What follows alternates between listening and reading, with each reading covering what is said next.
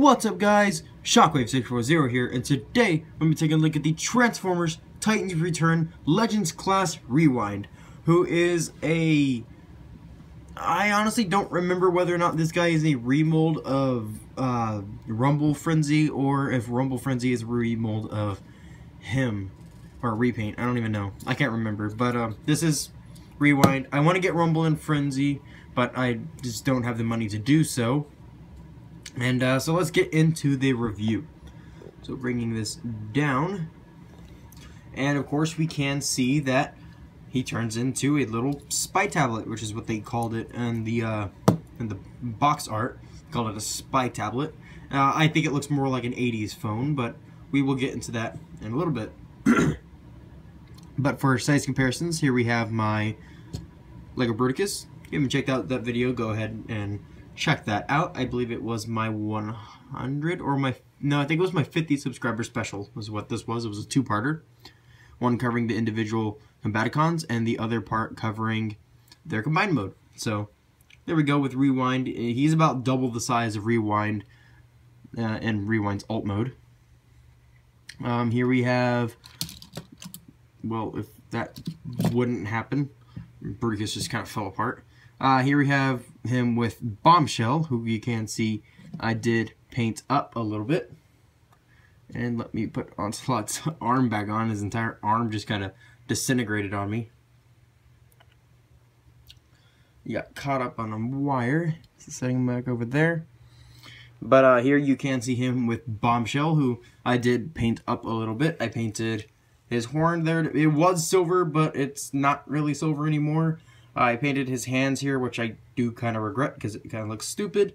And I painted this entire gray midsection that they had, just to make it look a little bit better. So, there he is with Legends Bombshell, whose spider bug legs get in the way of everything. And here we have Deluxe Scorn, just because I haven't really put him in a size comparison in quite a while, and I love this toy. And I can't wait until the new one comes out, because that thing is gorgeous looking. And I love the new toys for the new movie, except for Bumblebee. Screw Bumblebee. I love all the other toys, though. They look very nice. I can't wait to try to get some of them. Except for Berserker. I'm not going to bother with Berserker. I'm not going to bother with Bumblebee. But anyways, here we have him with Scorn. And of course, being a Legends, he's going to be much smaller. Now, let's get in here and take a look at the details.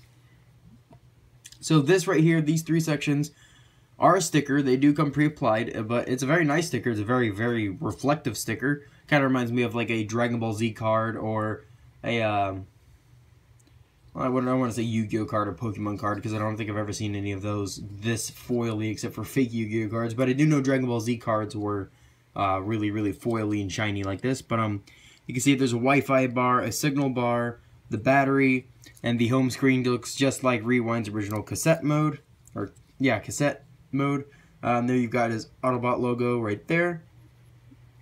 You got your messenger, or you got your mail, your messenger, your camera, and the what looks like a notes or a pages kind of thing. And then I'm assuming that this right here is probably the home button. Right at the bottom there is a headphone jack. You can plug headphones into there. I don't have any headphones near me. Let's grab some real quick. Hang on a second.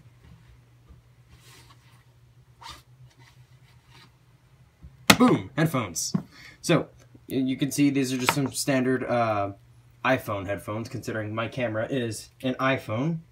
We're going to grab the little jack part, and you can actually plug it into this section right here, and it will actually lock into place. And I actually have walked around Walmart with this thing hanging out of my my shirt pocket with some headphones plugged into it, and everybody thought it was an actual listening device, which is kind of funny. Right, it obviously doesn't make any noise. It is just a plastic toy. No electronics whatsoever. But I just thought I would show that off because it is a pretty cool little feature. Coming to the top, I'm assuming that this is probably like the power indicator to tell you whether or not the phone or tablet is on or off. You have a tamper-graphed Autobot symbol up there. Nice molded in details here on the side. I'm assuming this is supposed to be like some grips. If they were painted black, it'd make more sense. This side's pretty bland. You can see the entire shaft there for the headphone jack. There's a port there for later on. Coming to the back, you can see his shoulders and his chest, and everything else is pretty much barren. Coming to the side, you got your little power button. You've got his gun stored on the side, which you can reach in here, and you can see on the gun, there's a little cutout notch so that you can actually get your finger in there and pull the gun out. Another thing I did figure out is you can actually use this port here on the back and plug the gun in there and kind of give it a little antenna to make it even look more like an 80s phone, which is kind of cool. I usually display him like this if I have him in tablet mode.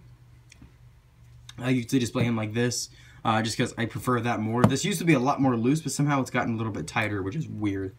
So we're going to pull that out, set that off to the side. We'll take a look at that in a little bit, and we're going to get to the transformation. Now, Rewind does have two alternate modes. He has the Spy Tablet, and he has his Tank mode. And I love the Tank mode. It's a really cool mode. Now, what you want to do to get into Tank mode, you want to come in here, unplug these sections. You can see right there these two posts, and the uppermost one will plug right into there. And that will collapse on a very, very scary tight joint.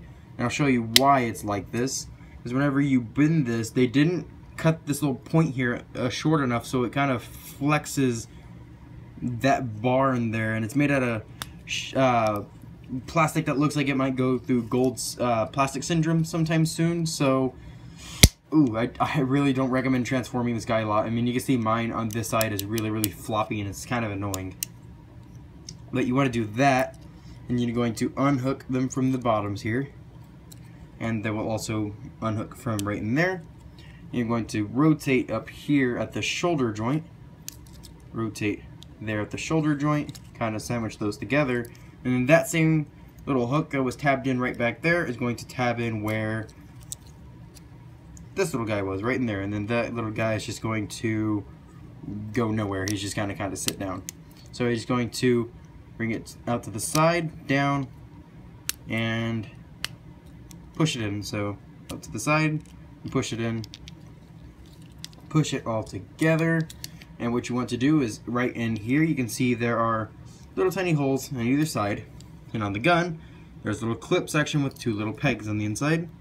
He's going to wiggle that in there. Kind of hard to do when everything wants to move around.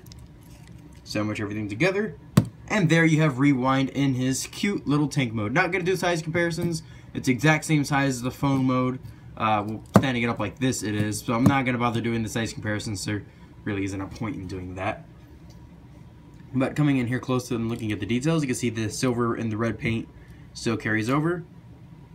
And gives some nice Bandai silver here on the treads. Well, only on the front of a tread. There's no tread back there, but I still think it looks really cool.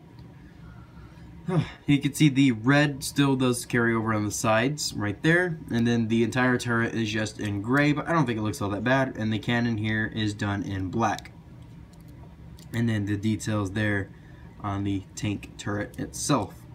And you may notice there are some pegs up here on the top, which means you can grab a little Titan Master. This is Titan Master Fangry, and you can use their little feet, and you can plug some Titan Masters and have them standing on top of the tank. So if you want to be, if you're a little kid and you're running around playing with your Titan Masters and your Fortress Maximus, which I wish I had, and other figures, you can use this little guy around the base and transport, I guess, heads, or you can transport just their little stock robot modes, so you can have that going on. Very cool. I do quite like that. And that's pretty much it. The front is kind of weird looking. I mean, there's a huge gap there on the side of the tank turret. You can see some ball joints and a huge gap in there. You can stick your finger in. And that's pretty much it. But this is, it's a third mode. It's definitely the mode that they sacrificed. And they just want, they're just doing a whole triple changer thing along with being headmasters. So I like it. I love it. I don't even care. Triple changers and headmasters are always welcome in my collection. Now, to get back into robot mode, you're going to unclip those from the side. You're going to come to the front here, rotate these out so the red is facing towards the bottom like you were going into Spy Tablet mode.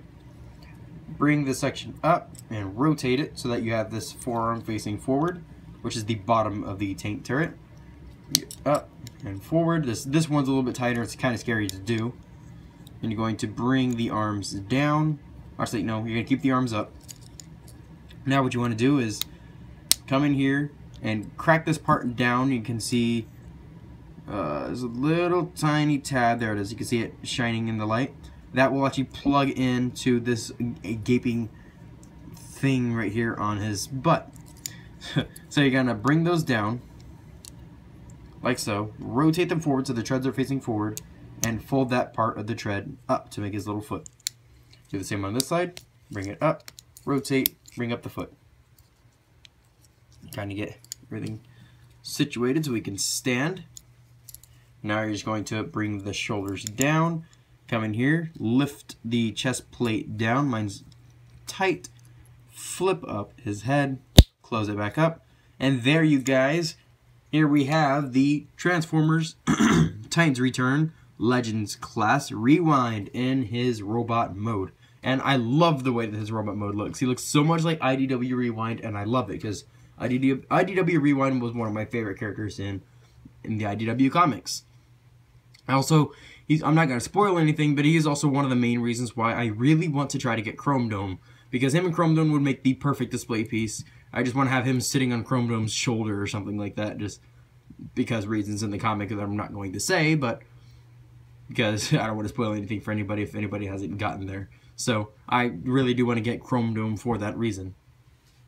But here we are with our size comparisons again. Here we have Scorn. So you can see he doesn't really change much height-wise. Bombshell again. He is taller than Bombshell, even if Bombshell is standing fully up, which is weird because Bombshell is a relatively tall legend. And Bruticus again. A lot taller compared to Bruticus than he was earlier, but he's still pretty freaking short. We'll go to accessory last. Now, getting in close looking at the details, you can see the blue paint there on his eyes. There's definitely his IDW head with his little camera there on the side and his like sparkly red mouth plate, which I love. Back of his head's just hollow. Very nice looking. I do quite like it. Coming across his chest, very much a Rewind chest with the Autobot symbol and the yellow there. You got metallic red there on the sides. This arm is hollow, this arm is not. I'm assuming it's because of, well no, because the headphone jack gimmick is right there.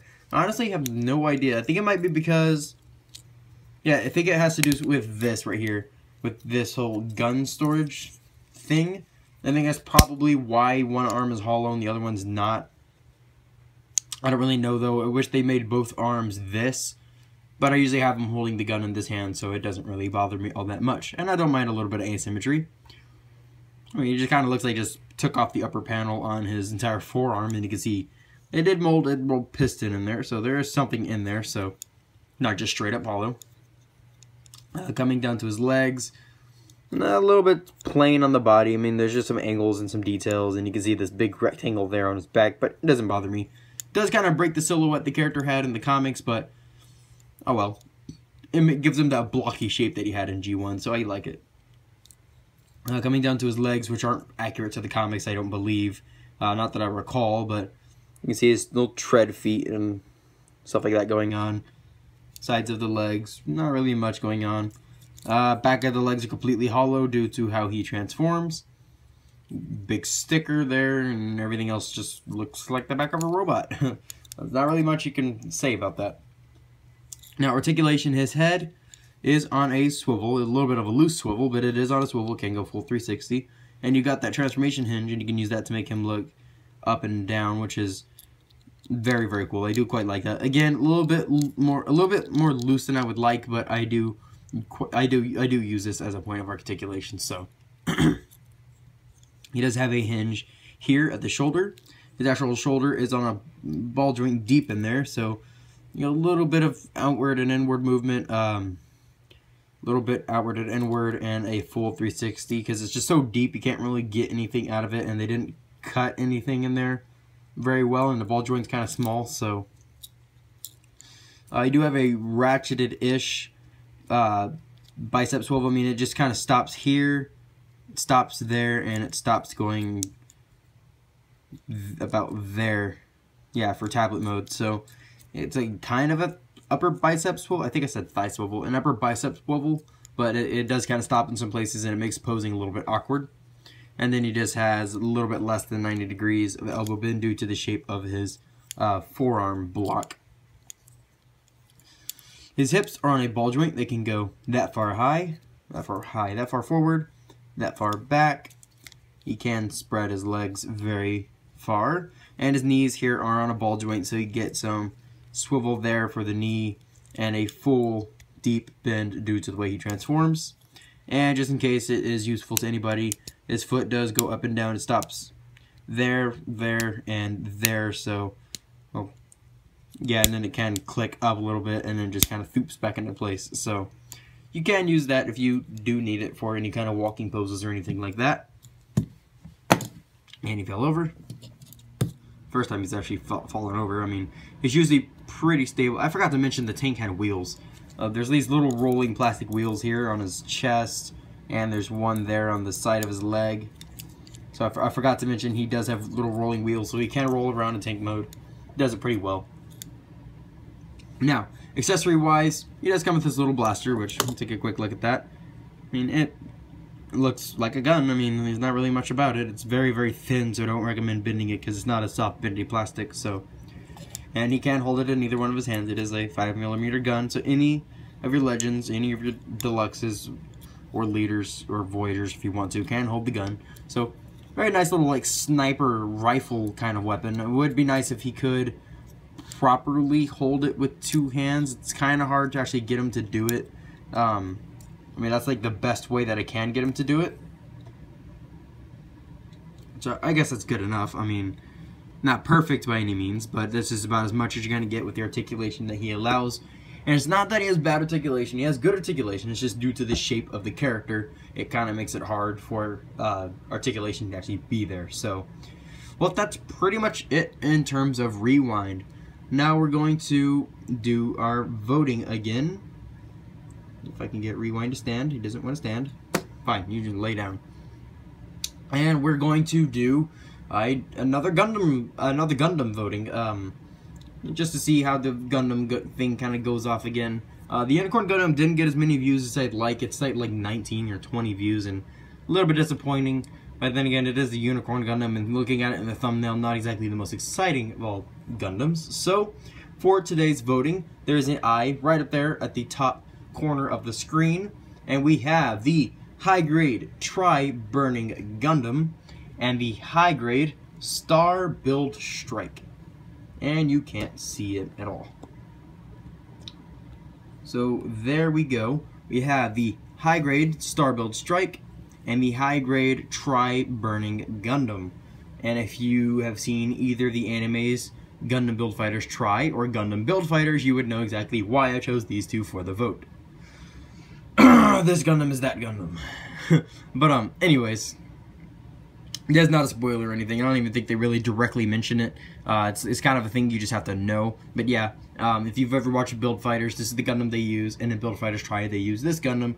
This Gundam becomes this Gundam over many, many years. There's a lot of alterations, a lot of other Gundams were put into it to make this guy. So, just a little bit of Gundam backstory. Well, as always, if you do want to vote, there's an eye right up there. I do highly recommend voting and commenting. I always reply to comments, and I love to see what you guys want to see reviewed. So yeah, choose either Star Build Strike or Tri-Burning Gundam, and I will review them as soon as I can. So, well guys, I am Shockwave640, and this was the Titans Return Legends Class Rewind, and I'll be seeing you later on I will be seeing you later, my little Logicons. Thank you so much for watching. Peace!